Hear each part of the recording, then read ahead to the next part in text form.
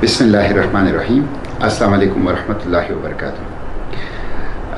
FATF आजकल पाकिस्तान के parliament में, मीडिया में और पाकिस्तान के स्ट्रीट्स में एक मौजू बना हुआ है गुफ्तगू का, बहस मुबाहिसे का। इस वीडियो में मैं कोशिश करूँगा कि आपको बता सकूँ कि FATF क्या है, इसके कवानीन क्या हैं, पाकिस्तान की पार्लियामेंट ने जो इसके कवानीन मंजूर किए हैं उसकी तफसील क्या है, और जमात इस्लामी पाकिस्तान इन कवानीन के अंदर क्या तरामीम तजवीज़ करती आई हैं और इसकी मुखालफत किस बुनियाद पर की। FATF financial action task force, ये 1980 की दहाई में G7 ममालिक, जिसमें Canada, America, Japan, Italy, Germany, France और बरतानिया, ये 7 ममालिक शामिल हैं। इस G7 ममालिक ने मनी लॉन्ड्रिंग और टेरर फाइनेंसिंग यानी दहशतगर्दी की माली मामलत और मनी लॉन्ड्रिंग को रोकने के लिए ये FATF financial action task force बनाया। इस वक्त फाइनेंशियल एक्शन टास्क फोर्स के कुल 37 मेंबर्स हैं, फुल मेंबर्स हैं, और 2 इसके साथ ऑर्गेनाइजेशन हैं। और ये हमारी हुक्मरानों की नाअहली और नालायकी है कि पाकिस्तान इसका मेंबर नहीं है और हिंदुस्तान इसका फुल मेंबर है फाइनेंशियल एक्शन टास्क फोर्स का। तो ये financial action task force United nation का कोई आर्गन नहीं है, बल्कि ये अपना एक इंडिपेंडेंट इदारा है। बुनियादी तौर पर G7 ममालिक जो हैं इसको लीड करते हैं। अलबत्ता अक़वाम मुत्तहिदा के साथ ये एफिलेटेड है, लेकिन अक़वाम मुत्तहिदा के ऑर्गन के तौर पे ये काम नहीं कर रहा। न ये अक़वाम मुत्तहिदा का ऑर्गन है और न इसके फ़ैसलों की हैसियत अक़वाम मुत्तहिदा के फ़ैसलों जैसे होती है। FATF मनी लॉन्ड्रिंग और टेरर फाइनेंसिंग के हवाले से उन्होंने 3 लिस्ट बनाए हैं, ब्लैक लिस्ट, ग्रे लिस्ट और वाइट लिस्ट।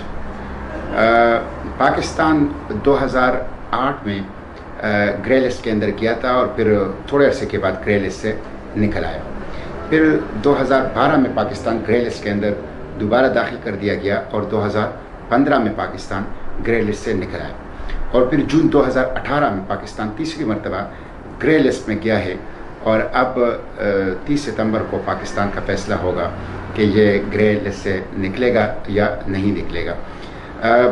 ग्रे लिस्ट से ब्लैक लिस्ट में जाने से जो मसाइल पैदा होते हैं उसमें रिमिटेंसेस का भेजना, बैंकिंग सेक्टर को मसाइल पैदा होते हैं, और उसके साथ साथ जो वर्ल्ड बैंक है, IMF है, जो बड़े कर्ज़ देने वाले ममालिक हैं, उनके कर्ज़ों के हुसूल में मुश्किलात पेश आ सकती है। ज़रूरी नहीं है कि बंद हो जाएं, लेकिन इसमें मुश्किलात पेश आ सकती हैं।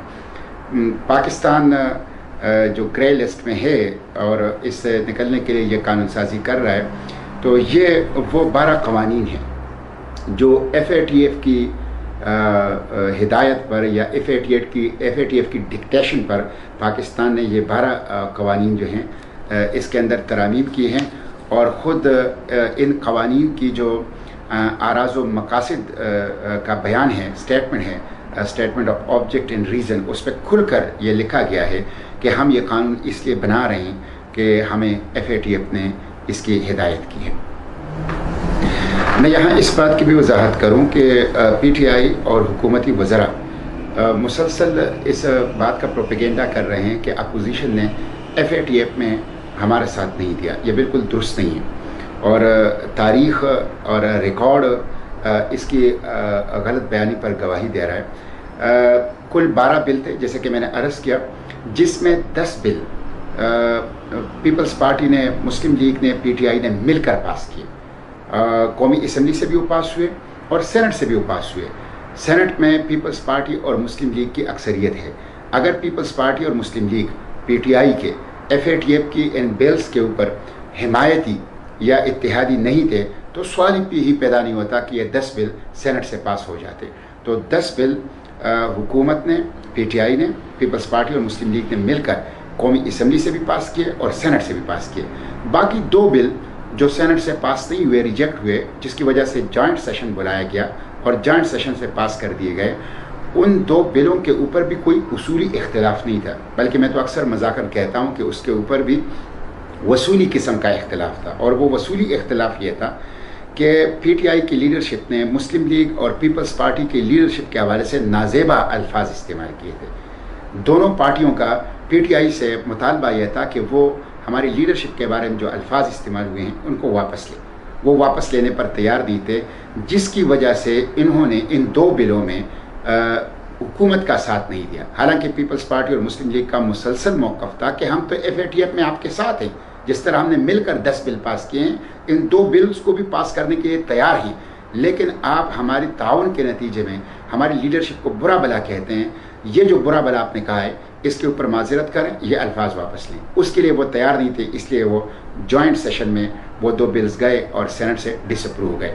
फिर जब जॉइंट सेशन में गए तो पूरी कौम ने देखा कि जॉइंट सेशन के अंदर अपोजिशन की अक्सरियत है। 220 मेंबरान हुकूमत और उसके इत्तेहादी के हैं और तकरीबन 229 मेंबरान ये अपोजिशन पार्टियों के बनते हैं। लेकिन अपोजिशन पार्टियों की जो बड़ी पार्टियां हैं, मुस्लिम लीग और पीपल्स पार्टी, उनके 20 से ज़ायद अरकान उस दिन गैर हाजिर थे या गैर हाजिर कर दिए गए थे, जिसकी वजह से हुकूमत को ये मौका मिला कि वो 10 वोटों के फ़र्क से इन बिल्स को वो पास कर सके। तो 10 बिलों में पीपल्स पार्टी और मुस्लिम लीग ने खुलकर FATF के इन बिलों में PTI का साथ दिया और 2 बिल्स में जो सेनेट से रिजेक्ट हुए उनकी तलाफी पीपल्स पार्टी और मुस्लिम लीग ने पार्लियामेंट के जॉइंट सेशन में इस तरह की कि अपने लोगों को गैर हाजिर करके टेक्निकली वॉकआउट करके टेक्निकली हुकूमत को यह मौका दिया कि वो इन बिल्स को स्मूथली पास कर सकें। तो हुकूमत का यह दावा गलत है कि पीपल्स पार्टी और मुस्लिम लीग ने हमारी मुखालिफत की है। पीपल्स पार्टी और मुस्लिम लीग ने 10 बिल में खुलकर हिमायत की और 2 बिलों में टेक्निकल अंदाज के साथ हिमायत की और तीनों पार्टियों ने मिलकर FATF के ये 12 बिल पास कर। जमात इस्लामी FATF की इन बिल्स की मुखालफत क्यों कर रही थी? देखें, मनी लॉन्ड्रिंग हमारा नेशनल इशू है और हम मनी लॉन्ड्रिंग के ख़िलाफ़ हैं। टेरर फाइनेंसिंग न सिर्फ कौमी नुकसान का बायस है, बल्कि कौमी बदनामी का भी बायस है। इसलिए हम मनी लॉन्ड्रिंग और टेरर फाइनेंसिंग के ख़िलाफ़ हैं और हम इसलिए भी ख़िलाफ़ हैं कि हम खुद ट्रांसपेरेंट लोग हैं। आप देख लें, पीपल्स पार्टी के लीडरशिप पर भी मनी लॉन्ड्रिंग के बड़े संगीन इल्ज़ामात हैं और बड़े पुराने इल्ज़ामात हैं। मुस्लिम लीग के लीडरशिप के ऊपर भी मनी लॉन्ड्रिंग के बड़े संगीन इल्ज़ामात हैं और बड़े पुराने इल्ज़ामात हैं। खुद PTI के ऊपर जो फॉरेन फंडिंग केस है, जो इलेक्शन कमीशन में आखिरी मराहिल में है, वो भी मनी लॉन्ड्रिंग का केस है। वज़ीर आज़म साहब की जो हमशीरा है, उनके ऊपर अलीमा खान की जो मनी लॉन्ड्रिंग का एक बहुत बड़ा बिलियंस ऑफ रुपीज़ का जो केस है, सलाई मशीनों से जो बिलियंस ऑफ रुपीज़ बकौल इनके कमाए गए, वो भी मनी लॉन्ड्रिंग का एक केस है।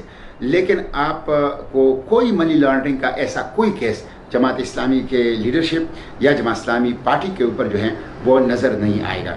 तो जमात इस्लामी मनी लॉन्ड्रिंग के ख़िलाफ़ हैं, टेरर फाइनेंसिंग के ख़िलाफ़ हैं। हम चाहते हैं कि मनी लॉन्ड्रिंग ख़त्म हो, ये कैंसर है। टेरर फाइनेंसिंग ख़त्म हो, ये बहुत बड़ी बदनामी का बायस है हमारे लिए और हमारी सोसाइटी को डिस्टेबलाइज कर सकता है।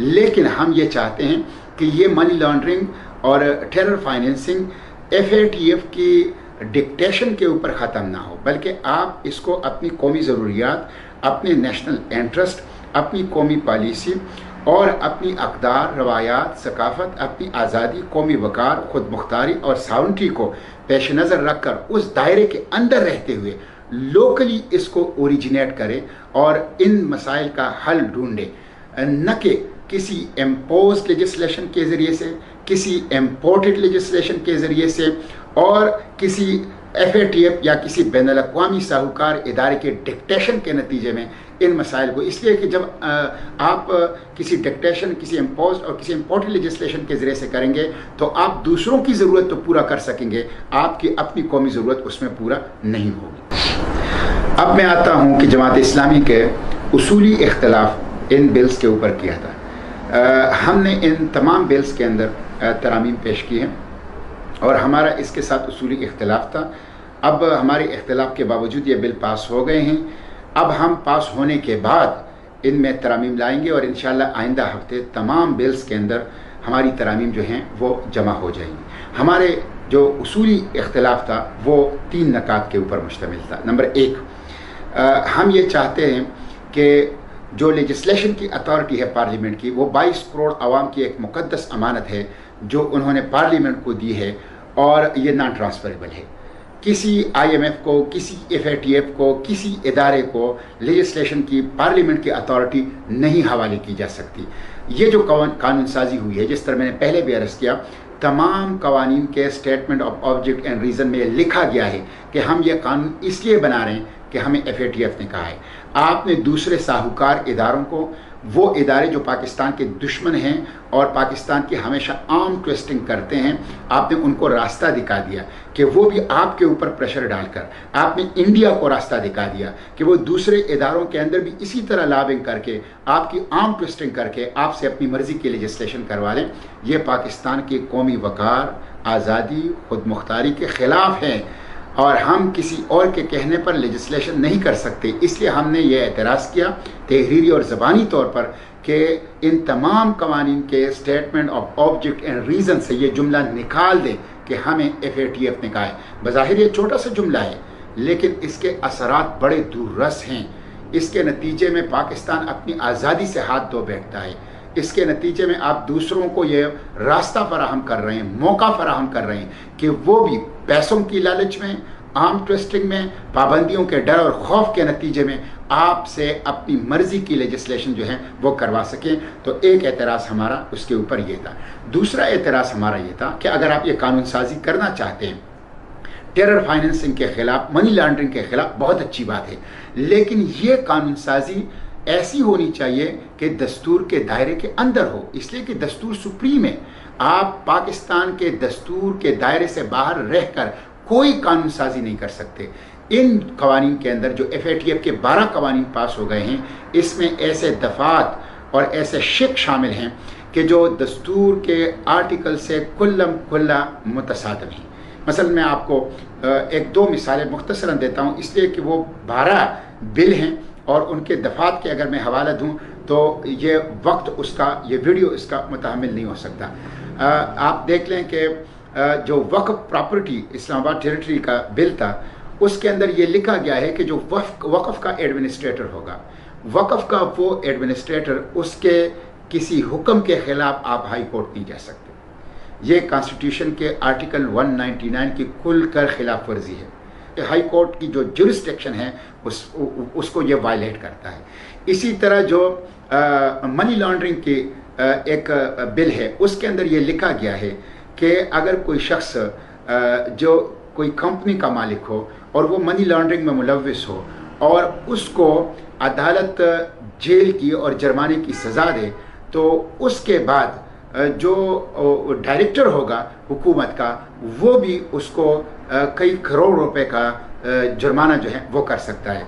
ये दोहरी सज़ाएँ हैं और ये दोहरी सज़ाएँ दस्तूर से मुतसादम हैं। दस्तूर के अंदर खुलकर लिखा गया है कि एक शख्स को एक जुर्म में सिर्फ एक दफ़ा सज़ा दी जा सकती है।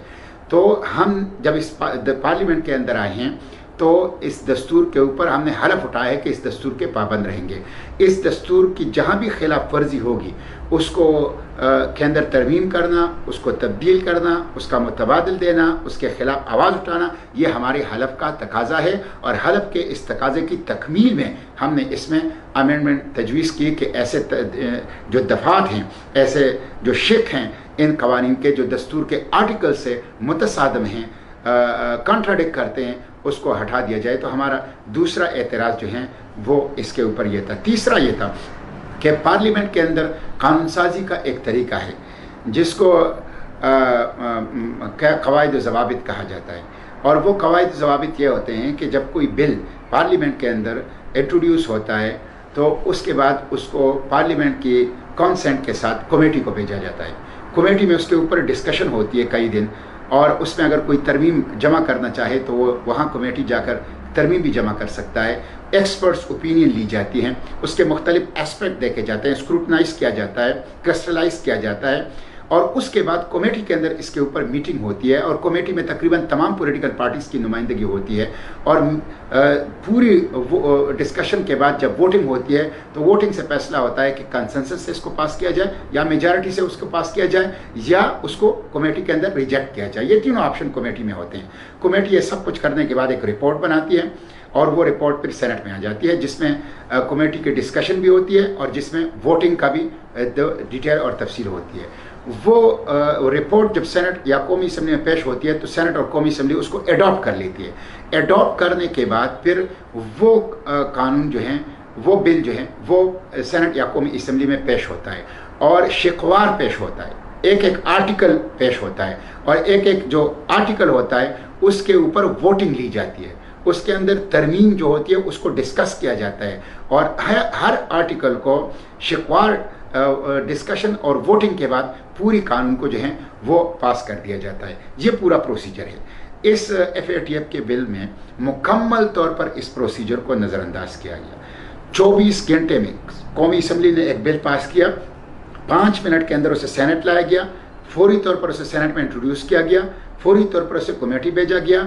दूसरे दिन सुबह यानी 12 घंटे से भी कम कमेटी से उसको पास करवा के सेनेट में लाया गया और सेनेट में इसको इंट्रोड्यूस करने के बाद, रिपोर्ट को एडॉप्ट करने के बाद फौरी तौर पर उसके ऊपर वोटिंग करके उसको पास कर दिया जाता है। और इस पूरे अमल में जिसमें कई दिन और कई हफ्ते लगने चाहिए, उसमें सिर्फ चंद घंटे लग जाते हैं। ना किसी मेंबर पार्लियामेंट को, ना किसी सेनेटर MNA को इसमें तहरीरी अमेंडमेंट का मौका मिलता है और ना वर्बल अमेंडमेंट भी पार्लियामेंटेरियन का हक होता है कि वो उसी वक्त जब वो शिक पेश होता है, जब वो कानून पेश होता है, वो खड़े होकर अपनी सीट पे उसमें ज़बानी तौर पर भी तरामीम पेश कर सकता है। ना ज़बानी तरामीम का मौका दिया गया, पार्लिमानी रवायात को बुलडोज किया गया, पार्लियामेंट के कवायद और ज़वाबित को पाँव तले रूंधा गया और पार्लियामेंट के वक़ार को मजरूह कर दिया गया।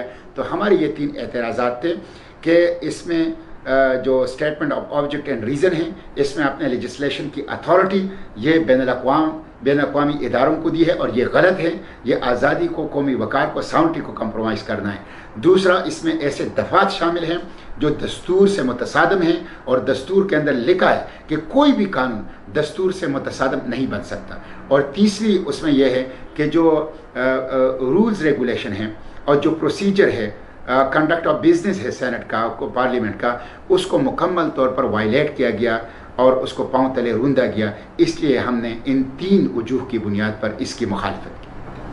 अच्छा, ये कहा जाता है कि FATF के अंदर इंडिया बैठा हुआ है और इंडिया उनका फुल मेंबर है और इंडिया की ये लॉबिंग है, साजिश है कि वो पाकिस्तान को ब्लैक लिस्ट करना चाहता है FATF के अंदर। ये बात बड़ी हद तक दुरुस्त है और इंडिया हमेशा पाकिस्तान के ख़िलाफ़ इस तरह की साजिशें करता है, यूनाइटेड नेशन के अंदर भी और तमाम बैनुल-अक़वामी फ़ोरा के अंदर भी।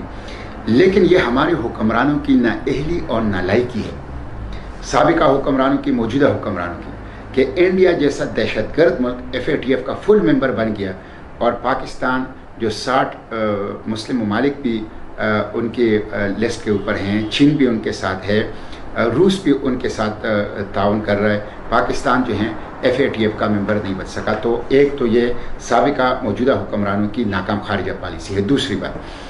दूसरी बात यह है कि कश्मीर में इंडिया के ख़िलाफ़ एक स्ट्रॉन्ग केस है। Genocide watch, human rights watch, amnesty international, UN security council इसके ऊपर मुत्तफिक है कि इंडियन आर्मी मकबूजा कश्मीर के अंदर वॉर क्राइम के अंदर मुलविस है। इंडिया ने अपने तमाम पड़ोसियों के साथ जंग छेड़ रखी है। इंडिया के वज़ीर-ए-आज़म मोदी, उसको पूरी दुनिया तस्लीम करती है कि वो कसाब था गुजरात का, उसका इमेज बहुत ज़्यादा ख़राब है। इतने मजबूत केस को भी आपने इंडिया के ख़िलाफ़ बैनुल-अक़वामी फोरम्स पर पेश नहीं किया और इंडिया को कंटेन नहीं किया, इंडिया के सामने दीवार नहीं खड़ी की, इंडिया के सामने रुकावट खड़ी नहीं की, बल्कि उसके बजाय मौजूदा हुक्मरानों ने सिक्योरिटी काउंसिल के नॉन परमानेंट मेंबर में इंडिया को वोट दिया। वो इंडिया को जिसके बारे में खुद हमारे मौजूदा हुक्मरान PTI के कहते हैं कि वो FATF में शरारत करके, लॉबिंग करके पाकिस्तान को ब्लैकलिस्ट करना चाहता है। तो कश्मीर के मजबूत केस के होते हुए भी इंडिया को पाकिस्तान के हुक्मरान अपनी नाअहली, नालायकी और नाकाम खारिजा पॉलिसी की वजह से कंटेन नहीं कर सके। उल्टा इंडिया को सिक्योरिटी काउंसिल के नॉन परमानेंट मेंबर्स में से वोट जो हैं और उसकी वोट देना या उसकी मुखालफत ना करना, वो एक पॉलिसी इन्होंने रखी। दूसरी बात, जो G7 कंट्रीज़ हैं ये नेटो की सूरत में अमरीकी क़यादत में अफ़गानिस्तान में मौजूद है। और ये G7 कंट्रीज़ जिन्होंने ये FATF बनाया है, जिसमें अमेरिका भी है, इनको पाकिस्तान ने दोहा पीस डील के ज़रिए से एक गिफ्ट दिया और रिस्पेक्टेबल एग्जिट, काबिल इज्जत वापसी का महफूज रास्ता अफ़गानिस्तान से दोहा पीस डील के ज़रिए से दिया। ये बहुत बड़ी खिदमत थी जो पाकिस्तान ने नेटो और यूरोपियन कंट्रीज़ और मगरबी दुनिया की। आपने उसके बदले में पाकिस्तान के लिए क्या लिया? क्या आप इतनी बार्गेनिंग पावर आपकी नहीं है? क्या आप अपने कार्ड्स इस तरह नहीं कह सकते फॉरेन फ्रंट के ऊपर कि इतनी बड़ी खिदमत के एवज कम से कम G7 कंट्रीज से कहे कि पाकिस्तान को ग्रे लिस्ट से आप वाइट लिस्ट के अंदर ले जाएं? तो ये हुक्मरानों की नाकाम खारिजा पॉलिसी है, खा वो इंडिया के हवाले से हैं, खा वो G7 कंट्रीज के हवाले से हैं। अपनी नाकाम खारिजा पॉलिसी का मलबा ये पार्लियामेंट के ऊपर डालते हैं और गुलामाना लेजिस्लेशन करके पाकिस्तान के हाथों में हथकड़ियाँ डाल के उसकी सज़ा पाकिस्तान को देना चाहते हैं। FATF के इन बिल्स के किसी और वक्त में इंशाअल्लाह एक एक बिल की तफसील आप लोगों के सामने रखूँगा कि इसमें क्या कबाहतें हैं। लेकिन सर-ए-दस्त में कल जो जॉइंट सेशन में वक्फ प्रॉपर्टी का जो बिल पास हुआ है, मैं चाहता हूं कि उसकी एक मुख्तसर तफसील आप लोगों के सामने रखूं कि इसके नतीजे में इस्लामाबाद की हद तक क्या ख़राबियाँ और क्या अंदेशे वक़्फ़ के हवाले से वो अब सामने आ गए हैं। इस बिल के अंदर जो कल जॉइंट सेशन से पास हुआ है, इसमें खुलकर लिखा गया है कि वक़्फ़ का जो प्रॉपर्टी है, इस कोई शख्स जो है वो वक़्फ़ प्रॉपर्टी को किसी इदारे को वक़्फ़ नहीं कर सकता, किसी लीगल बॉडी को वक़्फ़ नहीं कर सकता, यानी किसी मदरसे को वक़्फ़ नहीं कर सकता जायदाद और पैसे, किसी मस्जिद को वक़्फ़ नहीं कर सकता जायदाद और पैसे, किसी स्कूल और किसी खैराती अस्पताल को नहीं कर सकता, नेचुरल पर्सन को कर सकता। ये बहुत बड़ा जुल्म है और ये अंग्रेज़ों ने भी नहीं किया था। 1400 साल की बड़ी खूबसूरत और बड़ी रोशन और ताबनाक तारीख़ है उम्मत मुस्लिमा की वक़्फ़ की, कि वो इदारों को वक़्फ़ करते हैं, जायदादें वक़्फ़ करते हैं, वसीयतें करते हैं, पैसे देते हैं। इसलिए अंग्रेज़ों ने W हंटर ने लिखा है कि बंगाल के अंदर सबसे ज़्यादा मालदार जो थे वो मदरसे थे, मसाजिद थे और वक़्फ़ के इदारे थे, जिनको बड़े पैमाने पर लोगों ने अपनी जायदादें वक़्फ़ की है। ख़ुद कायद-ए-आज़म अलैहिर्रहमा ने जब दुनिया से रुखसत हो रहे थे तो अपनी जायदाद इस्लामिया कॉलेज पेशावर के लिए वक़्फ़ की, सिंध मदरसतुल इस्लाम के लिए वक़्फ़ की और अंजुमन हिमायती इस्लाम के लिए वक़्फ़ की। बाबाई कौम ने भी ये काम किया। लेकिन अब हुक्मरानों ने कहा कि नहीं, आप किसी स्कूल के लिए, मस्जिद के लिए, मदरसे के लिए, खैराती हस्पताल के लिए वक़्फ़ नहीं कर सकते। आप फ़र्द के नाम कर सकते हैं, इदारे के नाम पे नहीं कर सकते। तो ये 1400 साल के जो वक़्फ़ का इंस्टीट्यूशन था, इदारा था, उसको ज़बह कर दिया गया और उसके गर्दन के ऊपर वो और उसके गले के ऊपर जो है वो छुरी फेर दी गई। फिर इसके अंदर लिखा गया है जो वक़्फ़ का एडमिनिस्ट्रेटर होगा, वो एडमिनिस्ट्रेटर वक़्फ़ के साथ जितने भी इदारे रजिस्टर्ड हों, यानी वक़्फ़ के साथ जितने मसाजिद व मदारस रजिस्टर्ड हों, उन मसाजिद व मदारस में किसी भी खुतबे, किसी भी लेक्चर और किसी भी वास के ऊपर पाबंदी लगा सकता है, ये दलील लेकर कि यहाँ पे सियासत हो रही है। अब सियासत एक बड़ा वसी लफ्ज़ है और सियासत अल्लाह के पैगंबर की सुन्नत है और फ्रीडम ऑफ स्पीच और फ्रीडम ऑफ एसोसिएशन दस्तूर के आर्टिकल 17 और आर्टिकल 19 ने हर पाकिस्तानी को शहरियत दी है। और सियासत की डिफिनीशन कौन करेगा? ख़त्म नबूवत के हवाले से तकरीर क्या सियासत होगी? नामूस रिसालत के हवाले से तकरीर क्या सियासत होगी? क्या यहूदियों के ख़िलाफ़, इसराइल के ख़िलाफ़ तकरीर वो सियासत होगी? और क्या मस्जिद अक्सा की बाजियाबी की बात करना वो सियासत होगी? और क्या हुकूमत की गलत पॉलिसियों और सूद के ख़िलाफ़ तकरीर ये सियासत होगी? तो ये दरअसल मसाजिद के लाउड स्पीकरों को खामोश करना है, मसाजिद के मेंबर और महराब को हुकूमती कंट्रोल में लेना है और उलमा और खुतबा और मुफ्तियान और दीन के जो कायदीन है दीनी जमातों के इदारों के, उनको उनकी ज़बानबंदी और उनकी तालाबंदी करनी है। दूसरी बात उसमें, तीसरी बात उसमें यह की गई है कि वक़्फ़ की जो मामलात हैं इसके हिसाब किताब में अगर कोई गलती आई, यानी मतलब अगर किसी बंदे ने अपना मस्जिद या मदरसा बनाया है, वो हर साल हिसाबात जमा करेगा और उसमें अगर कोई गलती आ गई तो 2.5 करोड़ रुपए तक एडमिनिस्ट्रेटर औकाफ जो हैं वो उसके ऊपर जुर्माना लगा सकता है, और वो चाहे तो उस इदारे को खुद अपनी कंट्रोल में ले सकता है और उसके खिलाफ किसी भी हाई कोर्ट के अंदर कोई स्टे नहीं ली जा सकती।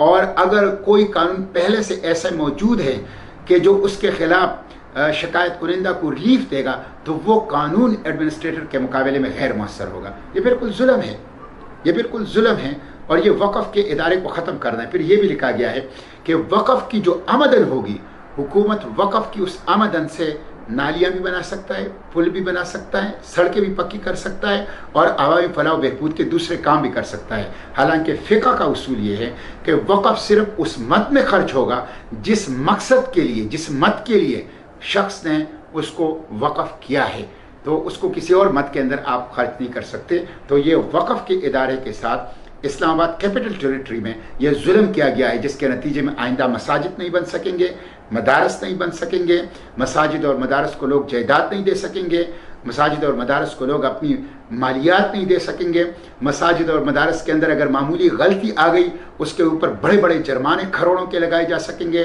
और उसकी आड़ लेकर हुकूमत उसको जब्त कर सकेगी। उसके मेंबर और महराब से ख़त्म नबूवत और नामूस रिसालत और मस्जिद अक्सा और इसराइल के ख़िलाफ़ और मोदी के ख़िलाफ़ और कश्मीर और दूसरे मजलूम मुसलमानों की हिमायत में आप आवाज़ नहीं उठा सकते। ये जुल्म इन्होंने जो वक़्फ़ प्रॉपर्टी अमेंडमेंट बिल था 2020 जो जॉइंट सेशन से पास हुआ, उसके अंदर उन्होंने ये जुल्म किया है। एक सवाल पैदा होता है कि जब ये सूरत हाल है कि एक तरफ तो FATF की ग्रे लिस्ट से ब्लैक लिस्ट में जाने का ख़तरा है और दूसरी तरफ पाकिस्तान की आज़ादी का, कौमी वक़ार का, खुद मुख्तारी का मसला है, तो हम क्या करें? ये बहुत अहम सवाल है और इसीलिए मैंने पार्लियामेंट के फ्लोर पर भी कहा कि FATF का इशू अगर नेशनल इंटरेस्ट का और नेशनल सिक्योरिटी का इशू है तो फिर ये PTI का इशू नहीं है, फिर ये पूरी कौम का इशू है, वज़ीर आज़म का नहीं है, पूरी कौम का है। इसलिए इसके ऊपर उसी तरह की एक APC बुलानी चाहिए थी, एक ऑल पार्लियामेंट्री पार्टीज मीटिंग बुलानी चाहिए थी, जिस तरह बुलाई गई APC आर्मी पब्लिक स्कूल के वाक़े के बाद और जिसके नतीजे में एक नेशनल एक्शन प्लान हुकूमत ने दिया। ये भी उसी तरह का एक बहुत बड़ा चैलेंज है। उस चैलेंज का मुकाबला ग़ुलामी को कबूल करके नहीं किया जा सकता, उस चैलेंज का मुकाबला पाकिस्तान के हाथ में हथकड़ियाँ डाल के नहीं की जा सकती, उस चैलेंज का मुकाबला कलेक्टिव विजडम, कलेक्टिव विल के साथ किया जा सकता है। तो एक APC बुलानी चाहिए थी उसके ऊपर और उनके सामने ये सूरत हाल रखनी चाहिए थी। मुझे यकीन है कि एक नहीं, दो नहीं, 10 से ज़ायद ऑप्शन और अल्टरनेट आ जाते। हमारे पास पॉलिटिकल लीडरशिप मौजूद है, हमारे पास अहमद बिलाल सूफ़ी जैसे बैनुल-अक़वामी उमूर के माहिर मौजूद हैं, हमारे पास एक्सपर्ट्स मौजूद हैं। ये बड़ी ज़रख़ेज़ जहन रखने वाली कौम है। ये मुश्किल में ग़ुलामी को कबूल करने के बजाय उस ग़ुलामी के बजाय आज़ादी के कई कई रास्ते आपको वो दिखा सकती थी। तो एक APC बुलानी चाहिए थी या पार्लियामेंट्री पार्टीज़ जो हैं, जो पार्लियामेंट के अंदर पार्टियाँ मौजूद करती हैं, वो वजूद रखती हैं, उनकी लीडरशिप का एक इजलास बुलाकर उनके सामने ये रखना चाहिए था कि वो ऑप्शंस दें और मुझे यकीन है कि कई ऑप्शंस जो हैं वो सामने आते। इसी तरह अगर FATF की ये कवानीन आपको ग्रे लिस्ट से निकलना है, इस पर सब मुत्तफ़िक़ है कि हमें ग्रे लिस्ट से निकलना चाहिए, लेकिन ये ग्रे लिस्ट से निकलना इस बुनियाद पे नहीं होना चाहिए कि हम अपने आज़ादी को और अपनी सॉवरेनिटी को कंप्रोमाइज़ करें। हमारे हुक्मरानों का हमेशा से ये वतीरा रहा है कि वो इमोशनल ब्लैकमेलिंग के ज़रिए से कौम से अपने काम निकलवाती है, वो कौम को दुश्मन से डराकर उसको ग़ुलामी पे आमादा करती है।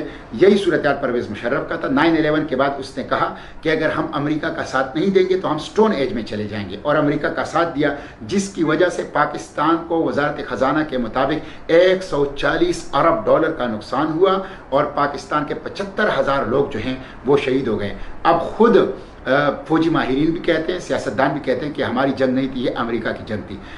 हमारी तो ये कैफियत, जो अफ़गानिस्तान ने अमेरिका की बात नहीं मानी, आज उसी अफ़गानिस्तान के लोग कतर के अंदर, दोहा के अंदर अमेरिका के साथ बड़ी आज़ादी और हुर्रियत के साथ दोहा पीस डील जो हैं वो उसके ऊपर दस्तखत कर रहे हैं। इसी तरह इन्होंने ये कहा कि हम अगर IMF के पास, पहले कहा कि IMF के कशकोल को तोड़ेंगे और IMF के पास जाने के बजाय खुदकुशी करेंगे, और फिर जब हुकूमत में आए तो कहा कि IMF के पास नहीं जाएंगे तो डिफाल्टर होंगे और इकानमी क्रैश कर जाएगी। तो ये हमेशा कौम को डराती हैं। कौम को अपने पाँव पे खड़ा करना, उनको इनकलाबी रास्ता दिखाना, उनको खुद इंहिसारी के ऊपर गामजन करना, पेट के ऊपर पत्थर बांधना, भूख बर्दाश्त करना, सख्तियां बर्दाश्त करना, लेकिन गुलामी को किसी सूरत कबूल न करना, अपनी आज़ादी, कौमी वकार और खुद मुख्तारी के ऊपर कोई आंच न आने देना, यही इनकलाबी क़यादत का, विजनरी लीडरशिप का तरीका होना चाहिए। लेकिन बदकिस्मती से हमारी जो क़यादत है वो ग़ुलाम है, और वो ग़ुलाम इब्न ग़ुलाम क़यादत है, और अंजुमन ग़ुलामानी अमरीका का एक ग्रोह है जो पाकिस्तान के ऊपर बारी बारी हुकूमतें करता है। तो मैं समझता हूँ कि एक APC नेशनल एक्शन प्लान की तरफ बुलानी चाहिए थी, जिसमें आपकी मिलिट्री लीडरशिप, जिसमें आपकी पॉलिटिकल लीडरशिप, जिसमें आपके इंटेलेक्चुअल्स, जिसमें आपके मीडिया पर्सन्स, और जिसमें आपके इंटरनेशनल अफेयर्स के एक्सपर्ट्स वो हों। वो एक नहीं, कई रास्ते जो हैं वो आपको बता देंगे, और हमारे पास कई ऑप्शन हैं, हमारे पास कई कार्ड्स हैं जिसमें हम इससे निकल सकते हैं। अपनी आज़ादी, अपनी कौमी वकार, अपनी खुद मुख्तारी को कंप्रोमाइज़ किए बग़ैर हम मनी लॉन्ड्रिंग के कवानीन, एंटी मनी लॉन्ड्रिंग कवानीन बना सकते थे, टेरर फाइनेंसिंग के ख़िलाफ़ कवानीन बना सकते थे, इंटरनेशनल कम्युनिटी को मुतमईन कर सकते हैं। उसके लिए ग़ुलामी के बजाय आज़ादी का रास्ता हमें अपनाना चाहिए।